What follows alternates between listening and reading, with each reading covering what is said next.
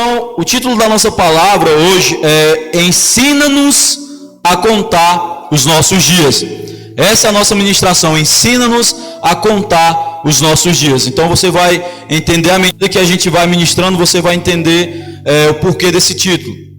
E para iniciarmos, irmãos, a palavra, lá em Gênesis, a palavra vai dizer, irmãos, que quando Deus ele cria o homem, né, quando Deus ele cria o homem, Deus ao terminar de criar a humanidade, de criar o homem, no final a palavra diz que Deus diz, era muito bom. Quando Deus cria os luminares, quando Deus ele vai criar a vegetação, quando o Senhor ele vai criar todos os outros seres viventes, ele não fala que era muito bom.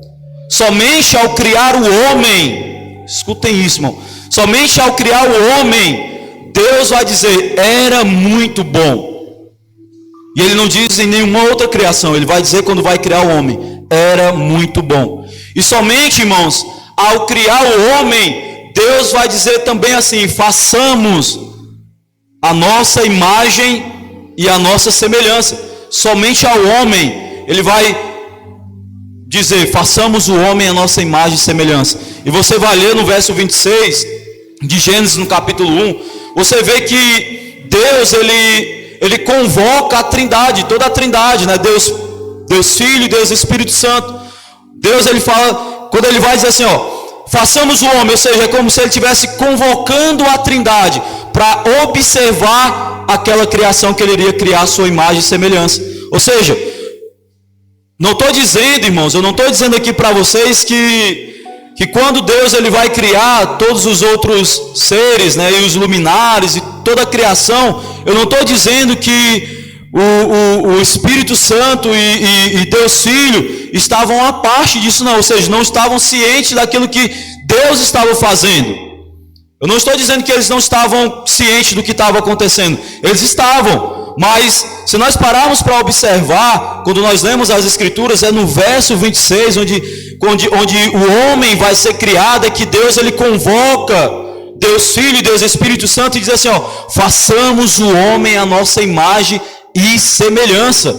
Ou seja, irmãos, nós podemos perceber essa convocação, como eu disse, essa convocação da trindade na criação do homem, ou seja, havia uma atenção, irmão, maior. Percebemos que ao lermos, quando Deus vai criar todas as coisas e criar o homem, nós percebemos que existe uma atenção maior na humanidade. Por quê? Por que havia essa atenção maior na humanidade? Porque Deus, irmãos, Deus ele iria fazer o homem à semelhança da divindade.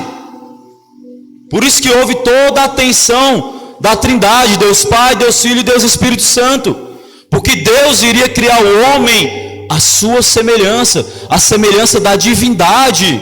Amém? Glória a Deus, irmãos.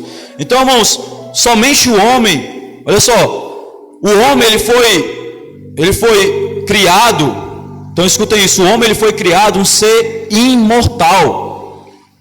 O homem ele foi criado um ser imortal. Somente o homem foi criado com consciência, ou seja, somente o homem ele foi criado com uma capacidade de se relacionar com Deus. Ou seja, somente a criação humana foi criada com essa capacidade, irmão, de ter intimidade com Deus.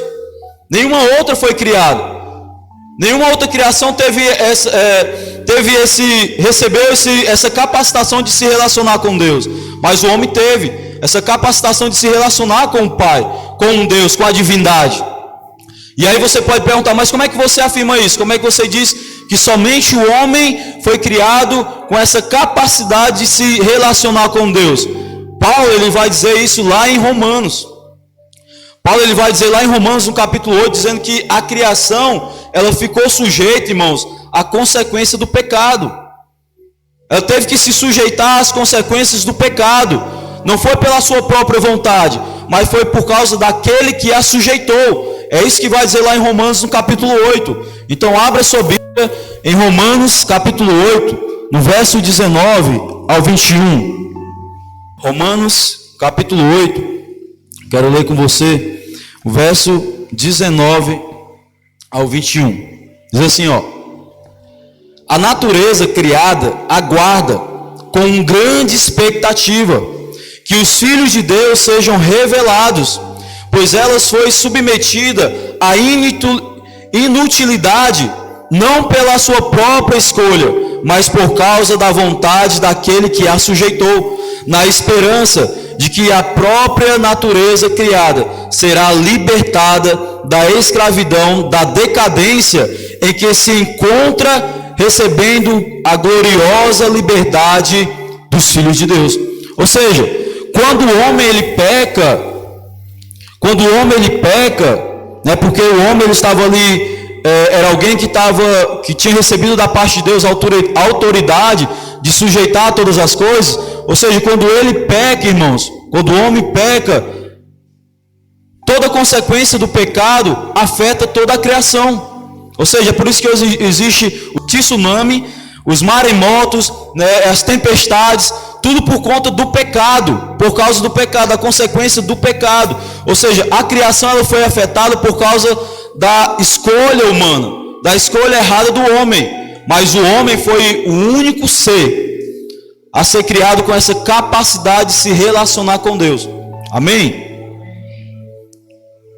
Então, irmãos, o homem ele foi criado de maneira muito especial.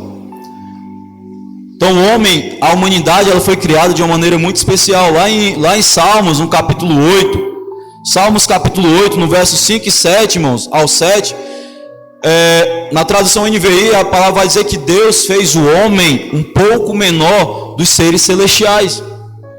Olha só o quão especial é o homem, a criação humana. A palavra diz que o homem ele foi criado um pouco menor do que os seres celestiais. Então abra sua Bíblia lá em Salmos capítulo 8, a gente possa ler e conferir isso. Salmos capítulo 8, quero ler com você o verso 5, 6 e 7. Diz assim, ó, versão NVI: tu o fizeste um pouco menor do que os seres celestiais, e o coroaste de glória e de honra. Tu o fizeste dominar as obras das tuas mãos, sobre os seus pés tudo puseste, todos os rebanhos e manadas, e até os animais selvagens. Ou seja, o homem ele foi criado à imagem de Deus, e Deus deu a ele autoridade sobre todas as coisas. Então o homem ele tinha poder para governar toda a criação que foi criada pela mão do Senhor. Amém? Glória a Deus. Então, irmãos, com isso, olha só, o homem ele é criado, ou seja, há toda a atenção ao criar o homem, né? Você percebe a convocação da divindade ao criar essa atenção maior ao criar o homem. Você percebe que o homem ele foi criado de uma maneira especial, né? Porque Deus ele dá autoridade sobre a terra. Infelizmente, por conta do pecado, o homem acabou que perdendo isso, mas o homem recebeu isso de Deus. E no Salmo 139, no verso 14, a palavra do Senhor vai dizer que o homem ele foi criado de uma maneira assombrosamente maravilhosa. O salmista ele vai dizer que o homem ele é criado de uma maneira assombrosamente maravilhosa. Existe uma atenção especial para o homem, irmãos. Deus cria o homem à sua semelhança. Deus cria o homem à semelhança da divindade, ao ponto de o salmista dizer que o homem ele foi criado de uma maneira assombrosamente maravilhosa. Mas infelizmente, irmãos, quando nós ligamos a TV, quando nós acessamos a internet, acessamos os nossos celulares, o que nós temos visto é o inverso. O que nós temos visto é o homem em decadência. O que nós temos visto é o homem em desequilíbrio. Ou seja, o homem fora do propósito no qual ele foi criado, por conta do pecado. O que nós olhamos hoje é o inverso daquilo que Deus criou o homem, de uma maneira assombrosamente maravilhosa. Quando nós olhamos a realidade hoje, nós vemos os homens, a humanidade em decadência, em oposição, no qual aquilo eles foram criados. Infelizmente nós temos visto isso, irmão. Assim como Isaías, irmãos, ele vai dizer que a terra ela não foi criada para ser um caos, o homem também ele não foi criado para ser um caos. O homem não foi criado para ser uma bagunça no seu interior. O homem ele foi criado com o propósito de conter a Deus. O homem ele foi criado para ser casa de Deus. Mas o que nós temos visto hoje é o inverso.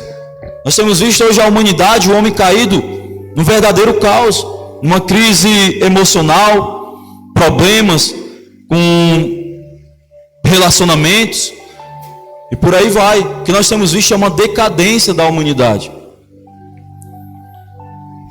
O homem ele não foi criado, irmãos, para ser um caos. O homem ele foi criado para expressar a glória de Deus. Para isso o homem foi criado.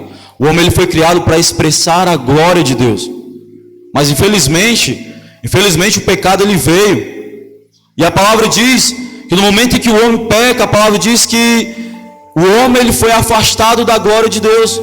Lá em Romanos, no capítulo 3, Paulo vai dizer que todos pecaram e foram destituídos, ou seja, foram afastados da glória de Deus. O homem ele foi afastado da presença do Senhor. Então nós devemos entender e termos em nossa consciência o quão é trágico o pecado, o quão é trágico a consequência do pecado. Olha só, Adão ele pecou há 6.000 anos atrás, e a consequência do ato de Adão está aqui até hoje, e estará até a volta do Senhor Jesus. Então nós devemos entender o quão é problemático, trágico a consequência do pecado. Mas tem de bom ânimo, no final da pregação, não nessa, mas na outra, você vai entender melhor. Então, irmãos, no momento em que o homem peca, então nós precisamos entender que o homem foi criado à imagem e semelhança de Deus. O homem ele foi criado como um ser imortal, um homem que tinha comunhão com Deus. Mas quando o homem ele peca, o homem acaba que perdendo tudo isso. Ou seja, o homem ele perde, após pecar, ele perde tudo aquilo que ele tinha recebido de Deus. Ou seja, o homem ele perde a comunhão com Deus. Isso é algo que é trágico à nossa vida, irmão. Não ter comunhão com Deus.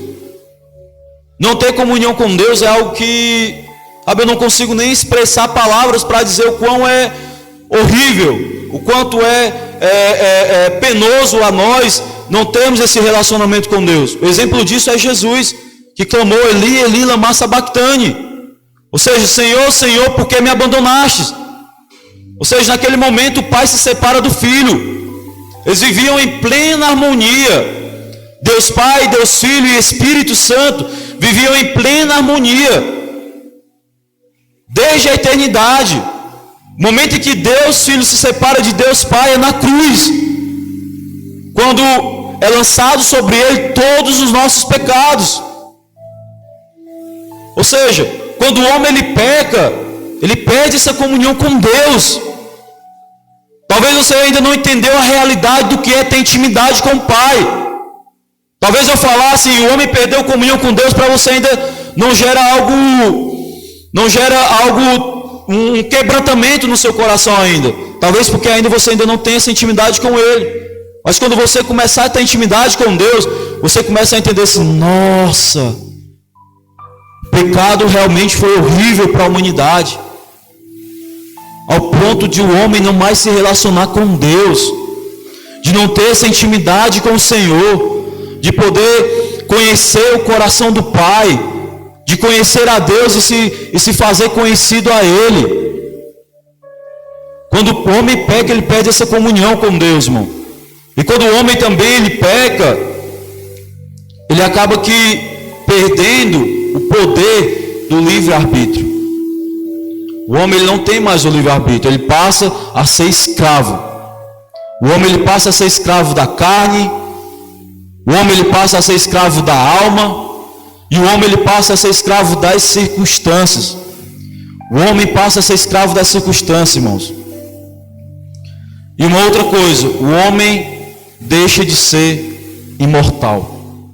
Ou seja, no momento em que o homem peca, quando o homem peca, irmãos, quando o homem ele acaba que comendo do fruto da árvore, o Senhor proibiu dele comer, no momento em que ele come e peca diante de Deus, a morte entra em ação.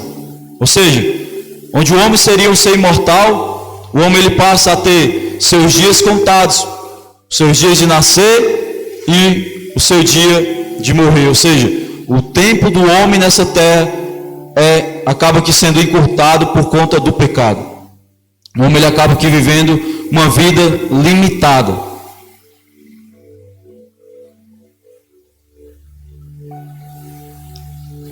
Então o homem ele deixa de ser um ser imortal, irmão. E quando uma pessoa nasce, nós sabemos a alegria que é de recebermos um bebê. Nós temos os irmãos aqui que estão prestes a serem papais, né? E é motivo de muita alegria de podermos ver essa criança nascer. Mas uma realidade que eu tenho para dizer com os irmãos é que quando uma pessoa nasce, ele nasce em um mundo cheio de aflições. Eu não quero trazer desânimo ao casal, não. O que eu quero citar é um exemplo. Ou seja, no momento em que nós nascemos nesse mundo, nós entramos em um mundo cheio de aflições, de medo. Ou seja, a pessoa ela passa a ter os seus dias limitados e encurtados. Por que nós, no momento que nós nascemos, nós já entramos em um mundo cheio de aflições? Tudo consequência do pecado. O homem ele passa a ter ele deixa de ter autoridade sobre a terra e entrega isso na mão do diabo. Ou seja, nós vemos um bebê quando ele nasce, ele já sofrendo com tudo isso, né? Cólica, crise de dente. Então já é algo que faz parte de um corpo caído.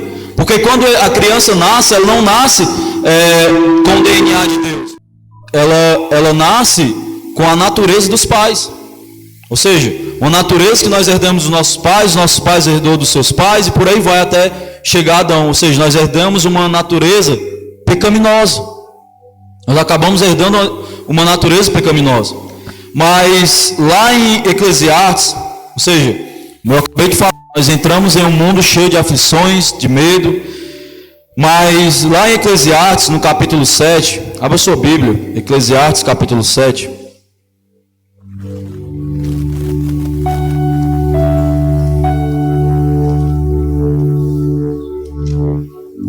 Eclesiastes capítulo 7, eu quero ler com você o verso 1 e o verso 2.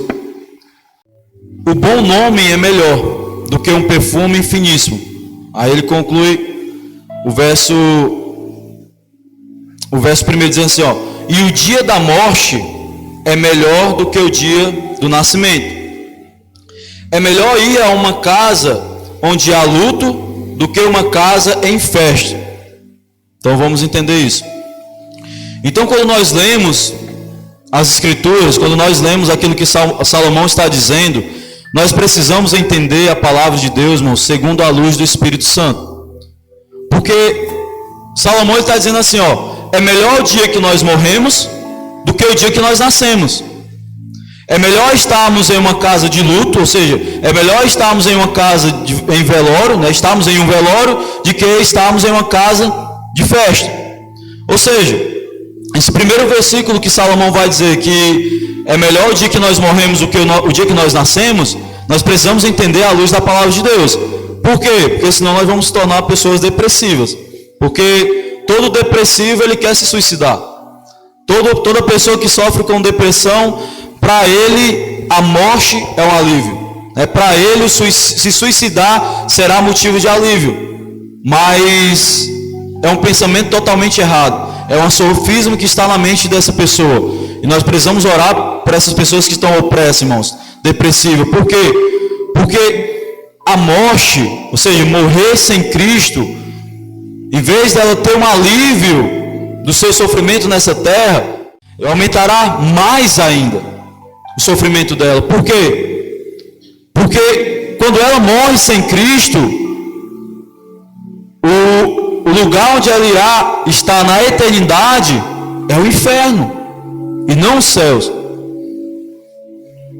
Então, por isso nós precisamos entender aquilo que a palavra está dizendo à luz do Espírito Santo. Ou seja, ele está dizendo assim, é melhor o dia que nós morremos do que o dia que nós nascemos.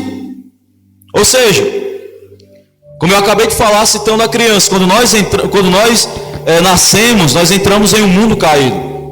Ou seja, nós entramos em um mundo cheio de aflições. Nós enfrentamos um mundo cheio de medo. Ou seja, no momento em que nós nascemos, no momento do nosso nascimento, irmãos, as lutas elas começam. As dores elas começam. O pecado, nós temos problemas com o pecado. No momento em que nós entramos nesse mundo, nós passamos a ter problemas com o pecado.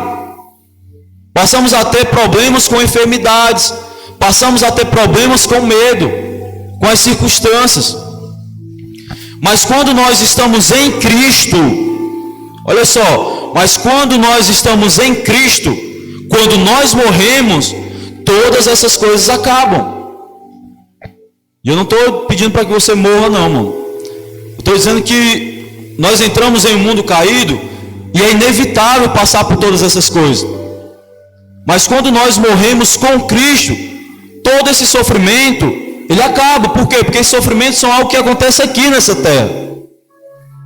O reino dos céus é diferente. É o reino de justiça, paz e alegria. Aqui não. Aqui quem reina é o diabo.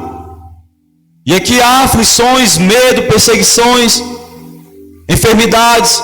Ou seja, o que é que Salomão está dizendo? Que é melhor o dia que nós morremos, porque nós teremos alívio de tudo isso.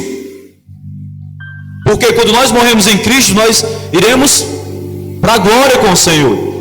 E nós estaremos longe disso. Mas é melhor o dia que nós morremos do que o dia que nós nascemos. Porque quando nós nascemos, nós entramos em um mundo caído. Mas quando nós estamos em Cristo, quando nós morremos, nós somos aliviados de todas essas coisas, essas lutas. A luta com o pecado, eles acabam, irmão. Por quê? Porque essas coisas só acontecem nessa terra. Essas coisas só acontecem nessa vida. Então nós precisamos entender a luz da palavra. Amém? Mas uma coisa eu quero dizer para os irmãos, que, poder alertar os irmãos, que nessa geração, irmãos, a maior armadilha do diabo, a maior arma do diabo é a distração. A maior armadilha do diabo é a distração. Ou seja, o diabo ele tem distraído as pessoas. Sempre o meio no qual o diabo tem distraído as pessoas é por meio da internet. O diabo ele tem distraído as pessoas por meio da vaidade. Pessoas vaidosas, sensuais, buscando sempre olhares para sua beleza, para o seu corpo. O diabo tem distraído com isso. O diabo também, irmãos, ele tem distraído essa geração com medo, com as circunstâncias. Ele tem distraído essa geração com as preocupações fora do comum. Eu não estou dizendo que nós não temos preocupações, temos, mas são preocupações comuns. Mas o diabo, ele distrai um homem e uma mulher com distrações fora do comum, trazendo ansiedades no seu coração. Então a distração do diabo, outra distração desse século, o senhor desse século tem sido o dinheiro. O dinheiro tem sido motivo no qual as pessoas têm buscado obsessivamente, tem distraído a mente e desviado os corações de muito, porque as pessoas têm buscado o dinheiro obsessivamente, e Deus ele vai dizer, não ajunte tesouros nessa terra. O Senhor ele fala, não ajunteis tesouro nessa terra. E o Senhor fala, onde estiver o seu tesouro, ali estará o seu coração. Se o que você tem buscado são as coisas desse mundo, aquilo que o mundo tem para lhe oferecer, o seu coração está nesse mundo.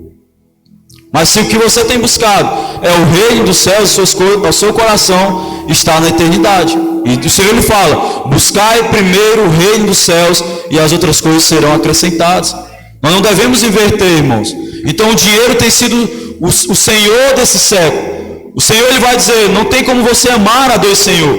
Ou você irá servir mais a um do que ao outro. Ou seja, não tem como você servir a Deus e ao dinheiro.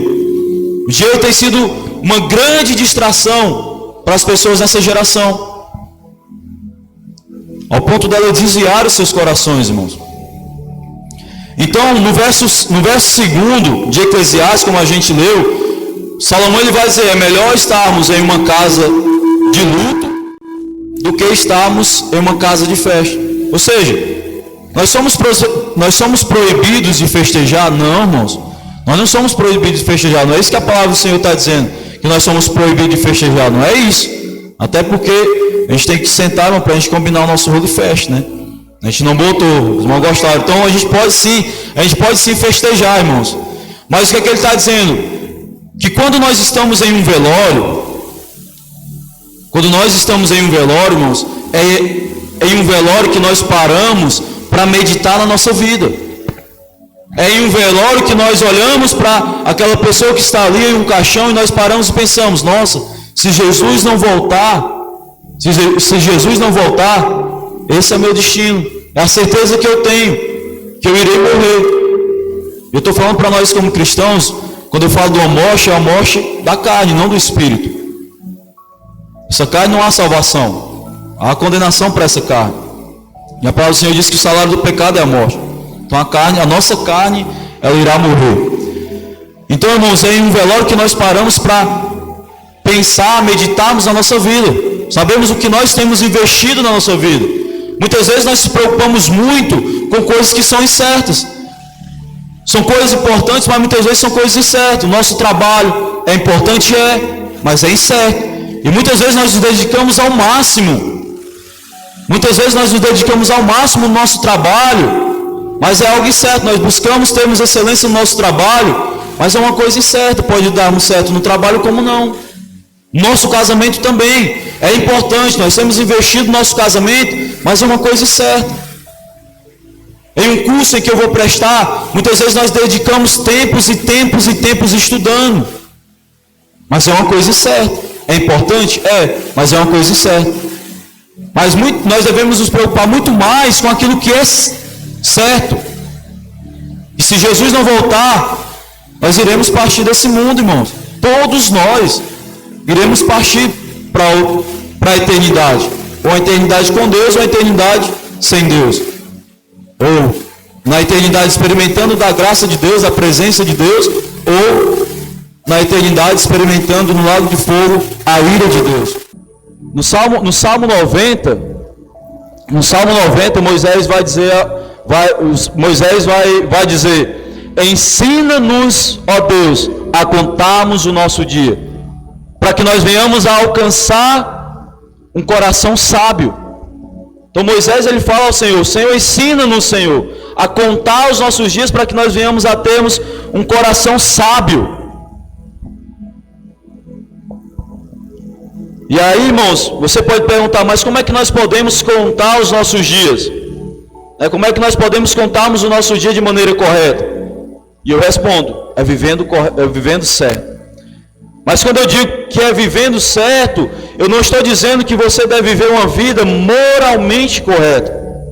Eu não estou falando de uma vida moralmente correta. É bom você ter bons hábitos, você pagar suas contas, você honrar o seu trabalho, você poder respeitar a sua esposa, isso é bom. Temos uma boa conduta. Mas quando eu falo que nós devemos viver certo, não é viver uma vida moralmente correta não, irmãos.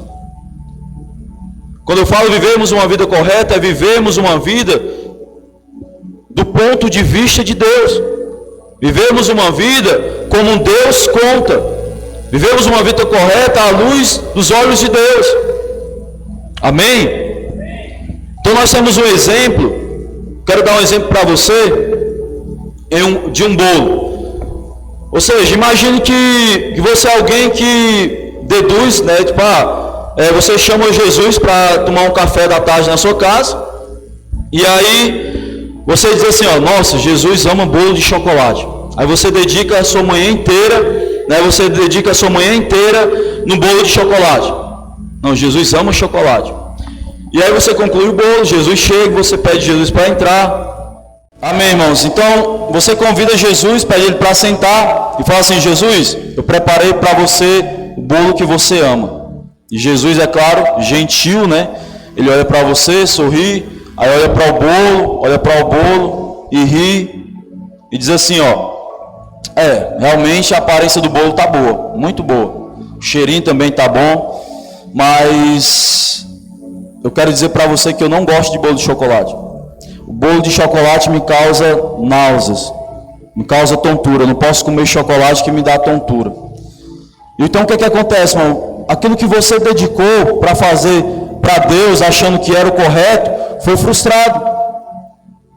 Achando que aquilo que você estava fazendo era o correto diante de Deus.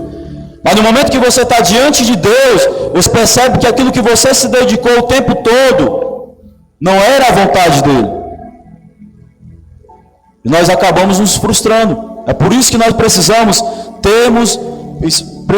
que o Senhor nos ensine a contar os nossos dias, para que nós venhamos também vivermos uma vida sabiamente.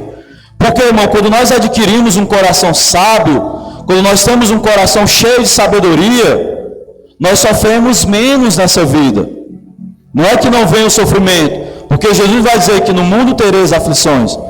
Mas quando nós alcançamos um coração sábio, nós sofremos menos nessa vida. Diferentemente do tolo, que sofre o tempo todo. Mas quando nós alcançamos esse coração sábio, irmãos, nós vivemos de uma maneira correta, nós vivemos uma vida justa, uma vida de retidão. Ou seja, nós sofremos menos nessa vida. Então, irmãos, nós precisamos aprender a contar os nossos dias. Nós precisamos contar os nossos dias segundo Deus conta.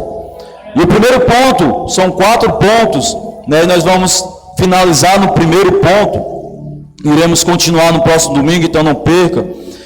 Eu irei compartilhar aqui o primeiro ponto, né? Existem 4 maneiras de viver que Deus não conta. E eu vou compartilhar aqui a primeira. A primeira maneira de viver, irmão, que Deus não conta, são os dias que nós vivemos no pecado. Esses são os dias que Deus não conta. Deus ele só vai contar, irmãos, a partir do momento em que nós somos envolvidos com a sua glória. Ou seja, eu vou me dar como exemplo aqui. Hoje, né, eu estou fazendo 30 anos. Hoje, 30 anos. Quem me deu mais, diminua, viu? Só tenho 30, graças a Deus. Sempre mais jovem. Não, eu e minha esposa, né? Eu tenho 30 anos, ou seja, eu me converti com 22 anos. Converti com 22 anos. Então, eu quero explicar aqui esse primeiro ponto para os irmãos, para que a gente possa entender. Tenho 30, me converti com 22. Ou seja, de 22 durante esses 22 anos, infelizmente, esses dias não foram contados diante de Deus. Porque foram os dias que eu vivi no pecado. Paulo, ele vai dizer assim, ó, Efésios capítulo 2, verso 1, ele vai dizer assim, ó, estávamos mortos em nossas ofensas e pecado.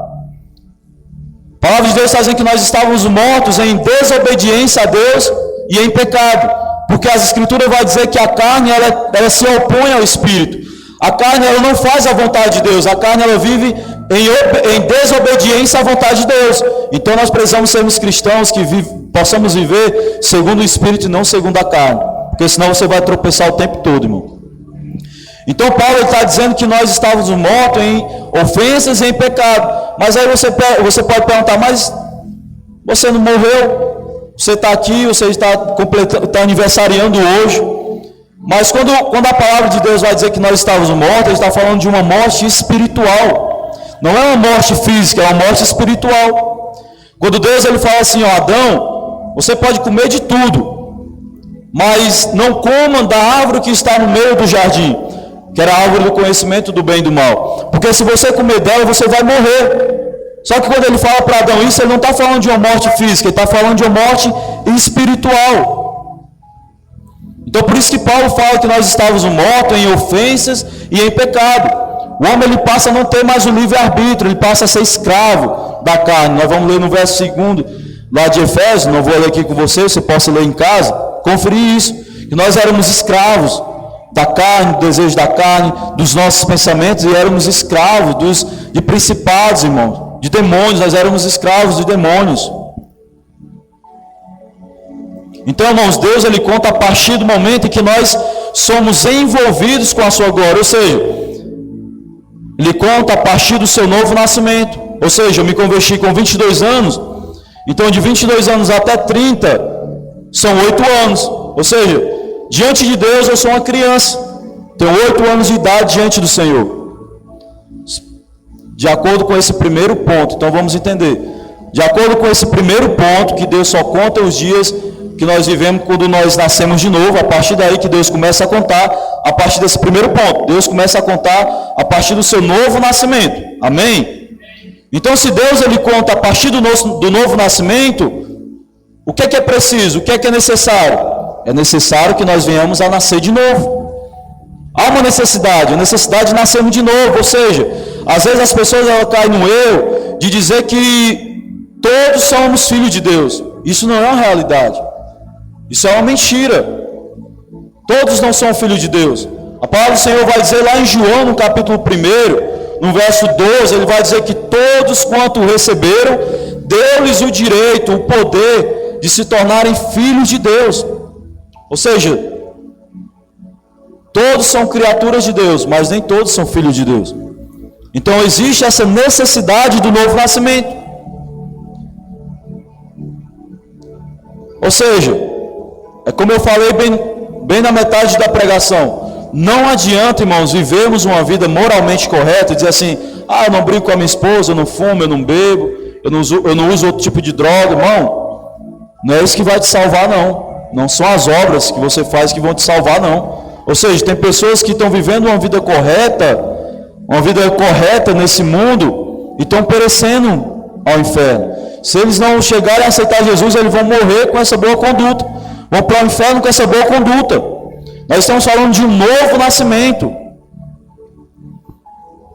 Então nós não devemos achar que se comportar bem, isso é bom, mas se comportar bem, não adianta nós acharmos isso, de que nos comportando bem nós iremos ser salvos, não. Existe um novo nascimento que é gerado por meio do Espírito Santo.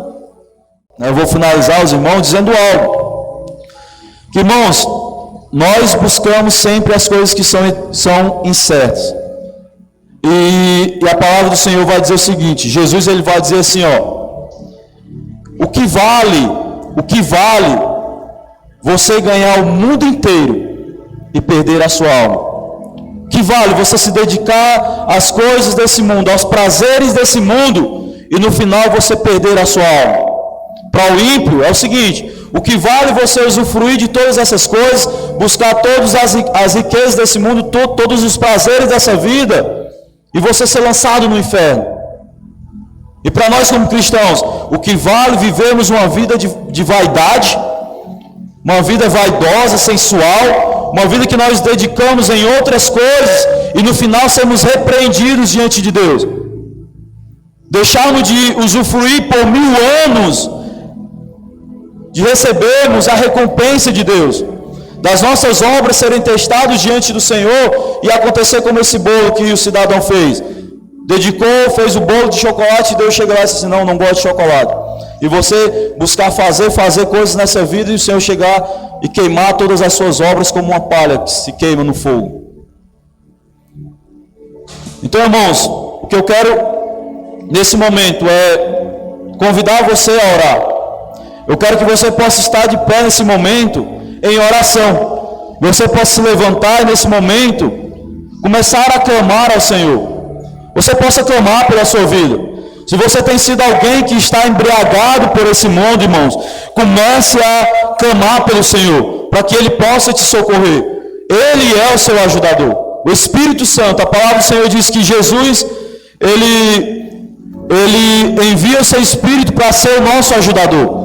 Então que nós venhamos a clamar ao Senhor, que você possa colocar a sua vida diante do Senhor, porque nós temos sido pessoas errantes em buscar os olhares de todo mundo, e temos esquecido o olhar de Deus, que é o principal. Nós temos buscado os holofotes de todas as pessoas, a olhar, atrair para nós, pela nossa beleza, pela nossa sensualidade, e temos pecado por não estarmos atraindo os olhares de Deus para nós. Amém?